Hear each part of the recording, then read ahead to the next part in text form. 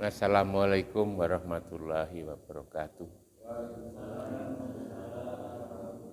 Alhamdulillahirabbil alamin wassalatu wassalamu ala asrofil anbiya'i wal mursalin sayyidina wa maulana Muhammadin wa ala alihi wa sahbihi ajmain. Amma ba'du. Ibu-ibu, bapak-bapak jamaah salat subuh yang dirahmati oleh Allah, kita banyak bersyukur pada Allah. Salawat dan salam kita persembahkan ke hadapan ikutan kita Muhammad Rasulullah Sallallahu Alaihi Wasallam yang telah membimbing kita, mengeluarkan kita dari kegelapan pada yang terang benderang, minadzulumat ila nur, dari keadaan gelap kepada keadaan yang penuh cahaya petunjuk hidayah sebagaimana yang kita rasakan selama ini. Ibu-ibu dan bapak-bapak sekalian, saya ikut senang saya dapat laporan bahwa ibu-ibu yang rajin tadarus di bulan Ramadan ini katanya sudah khatam 2 kali. Bapak-bapak juga sudah khatam 2 kali. Ini diteruskan, ini luar biasa sebetulnya. Bacaan kita ini adalah Al-Quran. Saya pernah ditanya itu, setelah tua itu kalau bisa berkesimpulan, pelajaran yang paling penting, yang paling penting itu apa? Saya hanya menyebut bahwa yang penting itu adalah agama.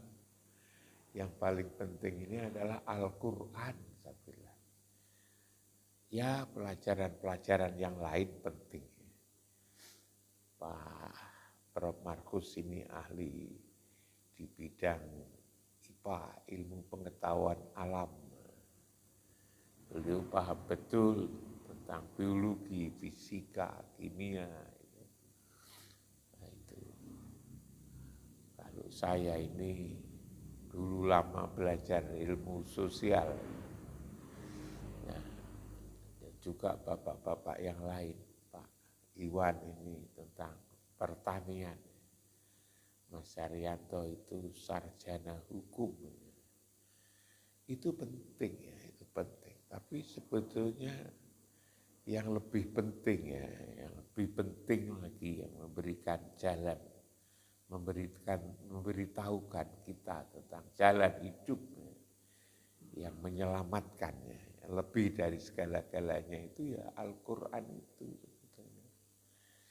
Tapi akan menjadi bagus sekali kalau seperti Mas Haryanto, Mas Pak Markus ini, selain bidang-bidang studinya lalu ada semangat yang tinggi terhadap Al-Quran, menghafal Al-Quran itu kan, yang dibaca ketika beliau ngimami sholat itu memang penting sekali. Hanya di Indonesia ini juga mungkin di banyak negara itu Al-Quran ini tidak dinomorsatukan itu, tidak dinomorsatukan atau belum dinomorsatukan itu. Belum dinomorsatukan, bahkan juga banyak orang yang belum tertarik sampai kepada bulan puasa kayak begini ini. Tapi alhamdulillah akhir-akhir ini kita dengar di mana-mana ada pesantren tahfidz, ada lalu kemudian program-program lembaga pendidikan unggulan, apa unggulannya tahfidz itu. Bagus menurut saya, tetapi memang harus diteruskan. Jangan hanya sekedar hafal, tapi lalu harus paham sebetulnya. Paham, tidak cukup terjemahan, tapi bisa menangkap pesan pentingnya. Paham Al-Quran itu sebetulnya apa gitu ya. Ibu-ibu juga begitu, sudah khatam 2 kali. Tapi sebenarnya akan menjadi lebih bagus lagi kalau selain khatam dia juga tahu apa sih sesungguhnya pesan Al-Quran ini, gitu. Pesan Al-Quran ini. Al-Quran itu kan disebut sebagai hudan, ya, petunjuk. Al-Quran itu sebagai petunjuk bagi kita semua ini. Namanya petunjuk itu kan dari tidak tahu lalu kemudian menjadi tahu. Tahu tentang apa? Tahu tentang kehidupan ini. Al-Quran juga sebagai rahmat. Apa namanya? Kasih sayang. Kasih sayang siapa? Kasih sayang Allah. Dengan Al-Quran itu kita disayang. Kita banyak membaca Al-Quran itu lalu dikasih pahala. Rob Markus menjelaskan itu berapa banyak pahala, apalagi dilipat gandakan. Pada bulan puasa dilipatkan lagi. Tatkala itu adalah malam Lailatul Qadar. Itu pahala. Apalagi lalu kalau kita renungkan, kita renung-renungkan. Kenapa kita kalau umroh atau haji itu mencium Hajar Aswad sampai berebut. Setiap waktu, sepanjang waktu orang berebut mencium Hajar Aswad itu. Karena Rasulullah pernah mencium batu hitam itu. Maka lalu umatnya ini karena kasih sayang ya, ingin mendapatkan kasih sayang dari Rasulullah itu. Maka ikut-ikut mencium saja. Kadang-kadang juga begitu karena senangnya kepada Rasulullah. Sampai lalu kemudian ketika ada rambut, lalu rambut itu dipercaya sebagai rambutnya Rasulullah, orang kepingin lihat, syukur kalau lalu megang. Nah, itu rambut. Tapi sebetulnya ada hal lagi sebenarnya itu. Al-Quran ini adalah pernah diucapkan. Dan bahkan yang mengucapkan ini, wahyu lalu kemudian diucapkan oleh seseorang itu. Wahyu Al-Quran ini adalah diucapkan oleh Muhammad. Ayat-ayat ini adalah diperoleh karena diucapkan, disuarakan oleh Muhammad. Karena itu kalau kita membaca Al-Quran, sama dengan kita ini mengatakan, mengkata, yang kata itu dari ayat ke ayat, dari kalimat ke kalimat, kata yang pernah diucapkan oleh kekasih Allah. Al-Quran ini adalah wahyu yang disampaikan lewat Muhammad. Muhammad yang mengucapkan ini.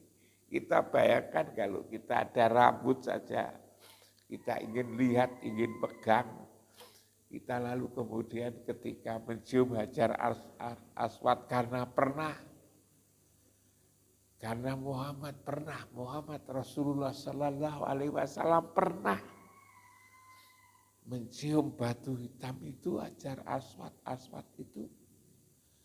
Quran ini adalah kalimat-kalimat, adalah kata-kata yang diucapkan oleh Muhammad. Jauh lebih dekat sebetulnya, lebih konkret apa yang dikatakan ini di dalam Quran ini adalah kata-kata, kalimat-kalimat yang pernah diucapkan oleh kekasih Allah. Orang yang selalu dengan Allah, bersama Allah, serta Allah. Jadi ini sebetulnya indah. Lalu kita renungkan sampai ke sana. Sekalipun misalnya tidak tahu artinya, tidak tahu artinya, tidak tahu pemahamannya, karena keterbatasan kita, karena lingkungan kita. Yang dulu saya katakan, saya pernah ke satu tempat yang punya budaya menghafal Quran. Ya, budaya menghafal Quran. Di Lamongan itu ada daerah Paciran itu ya. Orang tua-tua semua hafal Quran itu di Paciran itu. Saya lihat di kampungnya Imam Al-Ghazali sana itu juga begitu. Ada orang, anak-anak itu kalau sudah umur 4 tahun dimulai menghafal Quran. Kalau umur 10 tahun, 9 tahun belum hafal Quran lalu malu. Kenapa malu? Karena sama dengan karena teman-temannya sudah hafal, sama dengan sunat itu. Karena sama dengan sunat, kalau itu sudah terbiasa umur 9 tahun itu harus sunat, kalau belum sunat itu malu. Di sana tidak sekedar sunat, khitan. Tapi kalau belum hafal Quran itu tidak enak itu, sama dengan orang tidak sunat itu. Nah, kita dulu hidup tidak punya tradisi itu, masyarakat di mana kita itu lahir. Tapi walaupun kita tidak hafal, kita bisa membaca kayak begini ini yang lebih dekat lagi ya dengan Rasulullah, karena sehari-hari, karena ini ayat-ayat ini, kalimat-kalimat ini, kata-kata yang dalam Al-Quran ini adalah dari Rasulullah Muhammad, ucapan-ucapan Muhammad. Kita niru ucapannya paling tidak. Niru ucapannya. Itulah saya katakan di bulan puasa ini, kita lalu sehari-hari membaca Al-Quran ini. Berarti mengucapkan sesuatu yang pernah juga diucapkan oleh Muhammad. Maka betapa mulianya. Karena itu kalau ibu-ibu sampai khatam 2 kali, bapak-bapak juga begitu, khatam 2 kali. Mumpung ini bulan puasa, lalu jangan ditutup. Jangan karena sudah hafal, sudah dibaca 2 kali, lalu tutup. Masih ada. Di akhir-akhir Ramadan ini Pak Markus menjelaskan itu, hendaknya malah ditingkatkan.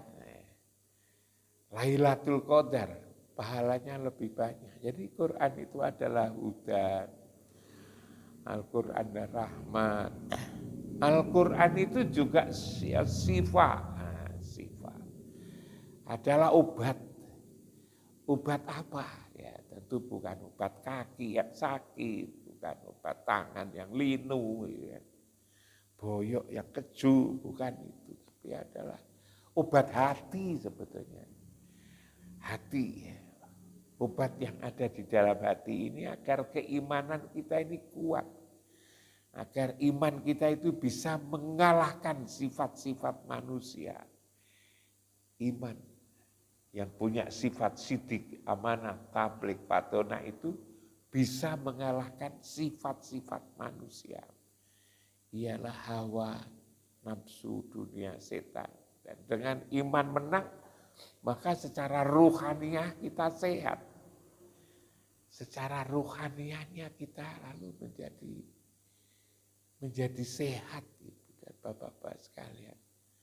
Yang lalu kemudian selanjutnya kita di bulan Ramadan itu menjadi dekat karena kita sehari-hari mengucapkan kalimat-kalimat, kata-kata yang pernah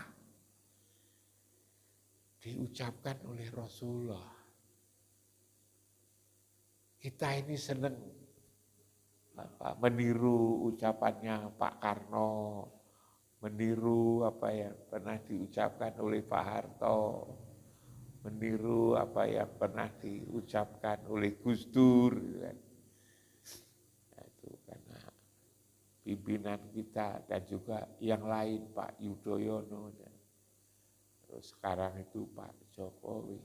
Jadi bukan saja itu pemimpin kehidupan ini, Pak Presiden kita ini mengucapkan ucapan kekasih Allah, utusan Allah, yang lalu kemudian ya hanya beliau itu di antara semua para nabi dan para rasul yang bisa memberikan syafaat, kurang apa itu. Nah ini, moga-moga kita semua yang sudah membaca Al-Quran itu, hati kita itu lalu menjadi padang.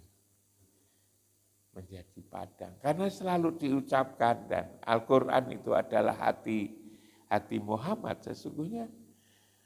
Sesungguhnya pada bulan puasa itu kan, Syahrul Ramadana unzila fihil Quran.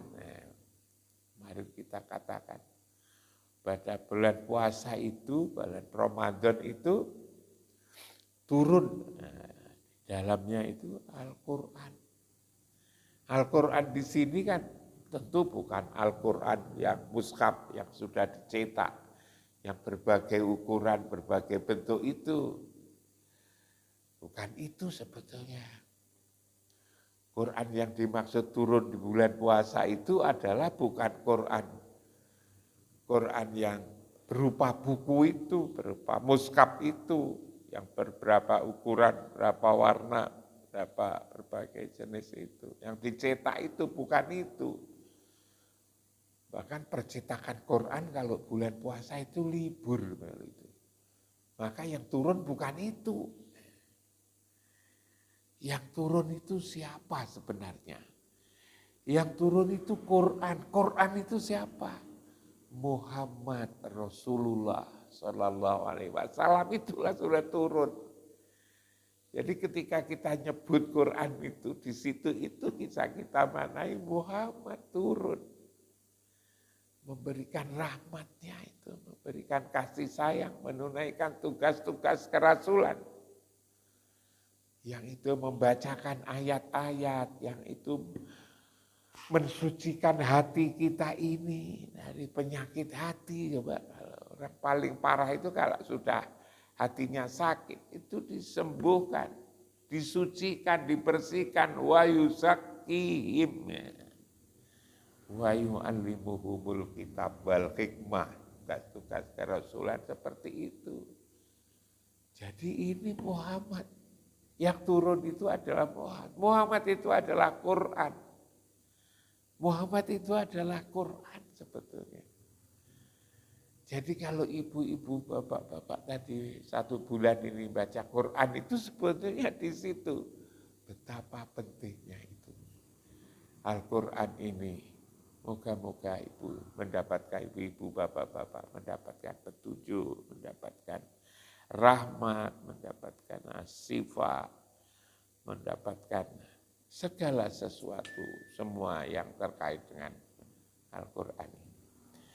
Kalau Al-Quran itu petunjuk, berikan penjelas, ibu dan bapak sekalian. Pada pagi hari ini ya, saya ingin memberikan contoh ya, petunjuk tentang apa sebetulnya itu. Kita ini ibu dan bapak sekalian, kan seringkali kita ini tidak tahu tuh sebetulnya itu. Banyak manusia itu tidak tahu, mengira kalau agar hidup itu lalu terbebas dari persoalan, kita lalu menganggap bahwa persoalan selesai kalau kita punya pendidikan yang maksimal. Nah, dalam praktek ternyata punya pendidikan formal yang dibuat oleh manusia itu juga belum tentu. Kita mengira bahwa ketika persoalan hidup selesai kalau kita ini punya pangkat tinggi, jabatan tinggi. Ternyata punya jabatan tinggi malah masuk penjara. Akhir-akhir ini contohnya banyak sekali itu. Orang yang jabatannya tinggi malah masuk penjara banyak sekali. Kita mengira kalau selesailah problem hidup ini, kalau kita ini menjadi orang kaya raya. Ternyata tatkala menjadi orang kaya raya, uangnya triliunan, tanahnya ribuan hektar, maka dia juga terbelenggu dengan kekayaan itu. Problem-problemnya tambah dengan kekayaan yang dimiliki ini. Yang punya tanah luas lalu terbelenggu oleh tanahnya, yang uangnya banyak terbelenggu oleh uangnya. Yang rumahnya banyak lalu kemudian juga sibuk ngurus rumahnya itu. Dan seterusnya, dan seterusnya. Al-Quran memberikan petunjuk agar hidup itu mudah. Al-Quran, contoh konkret itu kan. Al-Quran memberikan petunjuk agar hidup ini mudah. Di surat Al-Lail, yang kemarin itu di surat, saya sampaikan surat Al-Balad. Lalu kemudian sebelumnya itu surat apa itu? Saya sampaikan awal-awal surat Al-Alaq, surat Al-Mudaththir. Ini contoh bagaimana agar hidup itu mudah. Saya biasanya mahasiswa saya tak suruh untuk baca surat Al-Lail.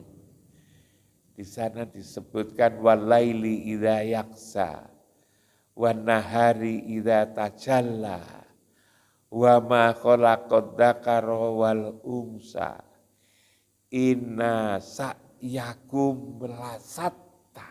Ya. Dikatakan demi malam apabila telah menutupi siang, ya.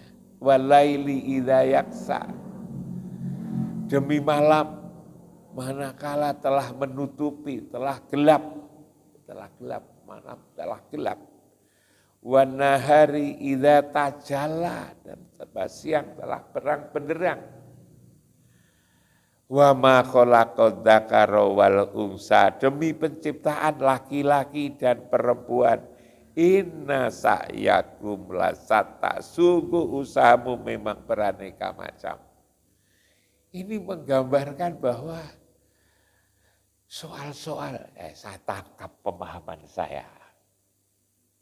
Soal-soal kehidupan ini tidak lihat laki-laki, tidak lihat perempuan, tidak lihat malam, tidak lihat siang. Bukan laki-laki saja, tapi juga perempuan, tidak malam saja, tapi juga siang. Tapi kalau sudah urusan-urusan usaha kehidupan ini, orang bergerak, bermacam-macam usaha ini. Ada pertanian, ada peternakan, ada perdagangan. Ya seperti kita ini. Ada pelayan pendidik, Pak. Saya, Pak Markus, ini urusan pendidikan, Mas Haryanto urusan hukum, macam-macam semua. Pak Zul urusan jasa, penjual jasa itu kan. Tidak mengapa usaha-usaha ini beraneka ragam. Diterangkan di surat 1 ayat 1. 2, 3, 4 di surat Al-Lail itu. Yang saya menarik sekali itu adalah ayat berikutnya itu. Ialah fa'amma man a'ta wattaqo, maka barang siapa yang memberikan hartanya di jalan Allah dan bertakwa. Fa'amma man a'ta wattaqo wasaddaqo bil husna, dan membenarkan adanya hari kemudian yang terbaik. Wasaddaqo bil husna fasanu yassiruhu lil yusra. Itu indah sekali Bu Bapak sekalian. Kita mencari kehidupan yang kira-kira memudahkan, yang bisa menyelesaikan masalah itu apa. Banyak orang yang tidak tahu tadi. Kiranya persoalannya selesai karena ekonominya sudah menumpuk, ternyata ekonomi itu numpuk malah jadi masalah. Dikiranya jabatannya itu yang bisa menyelesaikan, ternyata jabatannya itu malah justru menjerumuskan dia. Dikira lalu kemudian pendidikan tinggi, lalu kemudian ternyata tersandung oleh penyakit hati yang namanya riya. Nah, Al-Quran ini yang dibaca oleh ibu-ibu yang sudah 2 kali tamat itu. Di sini dijelaskan fasanu yasiruhu lil yusra. Siapa itu? Adalah mereka yang membelanjakan hartanya, memberikan sebagian hartanya di jalan Allah karena ketakwaan. Nah, yang kemarin Pak Profesor Markus menjelaskan pentingnya sedekah, pentingnya sedekah. Walaupun sedikit, karena memang kemampuannya sedikit, bukan banyaknya, tapi ikhlasnya, yang itu tumbuh dari dalam diri hati kita. Berbelanja bukan karena kita ini ingin disebut sebagai dermawan, bukan sebagai disebut orang yang mampu, tapi dari tumbuh hati ini adalah perintah Allah. Ini adalah seruan dari Allah. Walaupun sedikit orang nanti tidak dinilai dari jumlahnya, pakai model-model dunia ini sekian, bukan, tapi adalah yang dilihat itu adalah isi hatinya itu loh, isi hatinya yang ada di dalam dada ini. Nah, ketika itu kita berikan sebagian di jalan Allah, yang diterangkan Pak Markus, maka lalu fasanu yasiruhu lil yusra, kita akan dimudahkan. Jadi jalan mudah itu sebetulnya bukan pendidikan tinggi, bukan lalu kemudian harta, kekayaan, jabatan, dan semacamnya itu, tetapi adalah manakala kita sanggup untuk memberikan apa yang kita dapatkan. Wa inna sa'yakum lasata tadi, maka lalu kemudian kita dimudahkan oleh Allah. Fasanu yasiruhu lil yusra.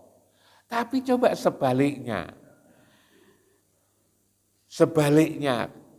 kalau wa amma mambakhila wastagna, orang-orang yang kikir merasa dirinya itu cukup ya, untuk dia kikir, lalu kemudian hartanya itu hanya untuk kepentingan keduniaannya saja itu.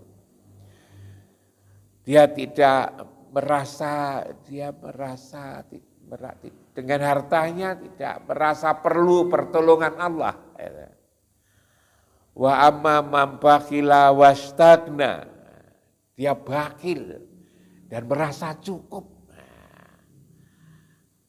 dengan dirinya sendiri, dengan kekayaannya itu, tidak memerlukan pertolongan Allah. Wa kadzdzaba bil husna, dan mendustakan. Dia mendustakan sesuatu yang di akhirat nanti. Tidak mikir kehidupan di akhirat nanti.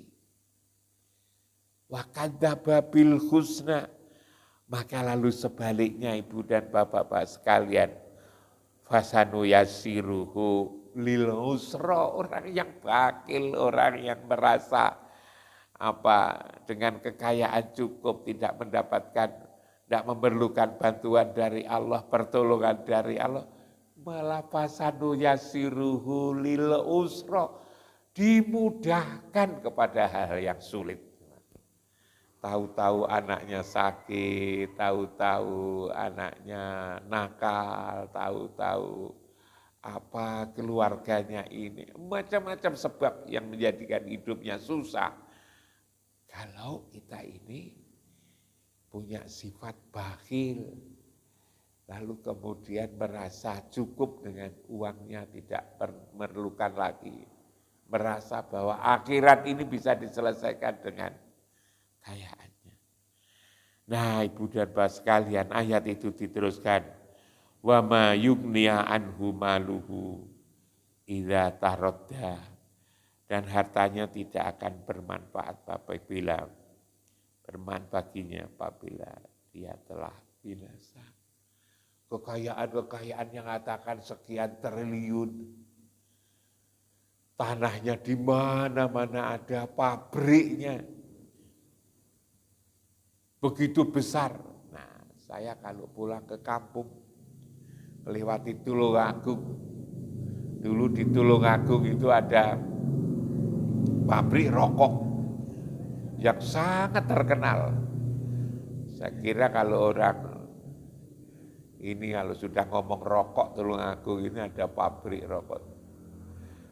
Nah itu. Tapi setelah pemiliknya itu meninggal, setelah pemiliknya meninggal, sekarang ini jadi rumahnya itu gedung-gedung, pabriknya itu tidak ada, diisi rumput, seperti hutan itu jadinya itu.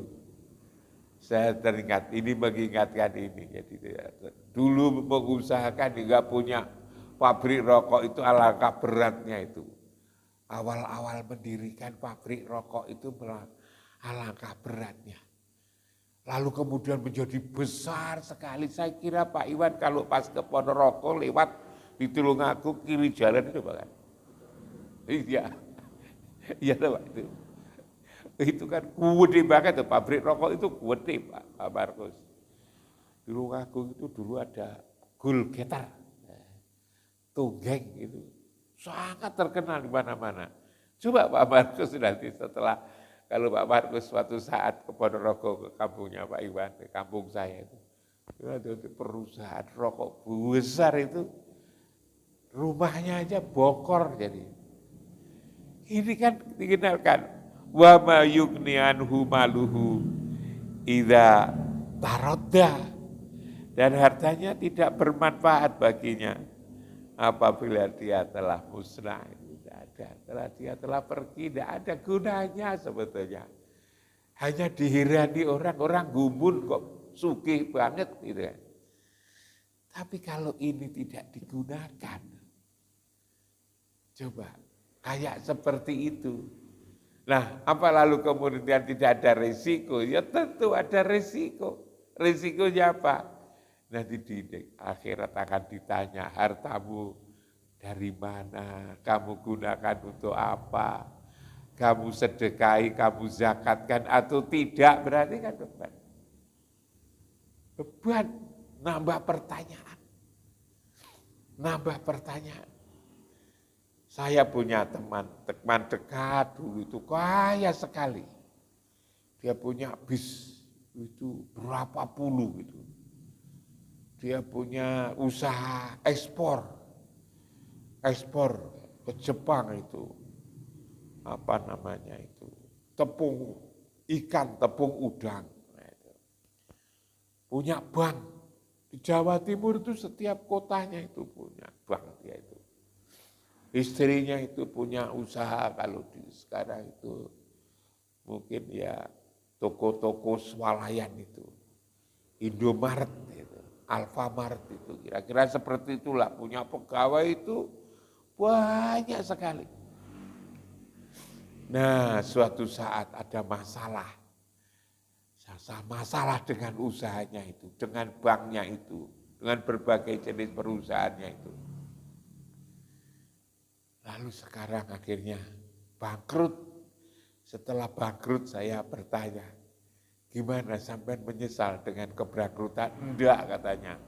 Ngerti oh gini aku sejak dulu kepingin jadi orang kayak begini saja.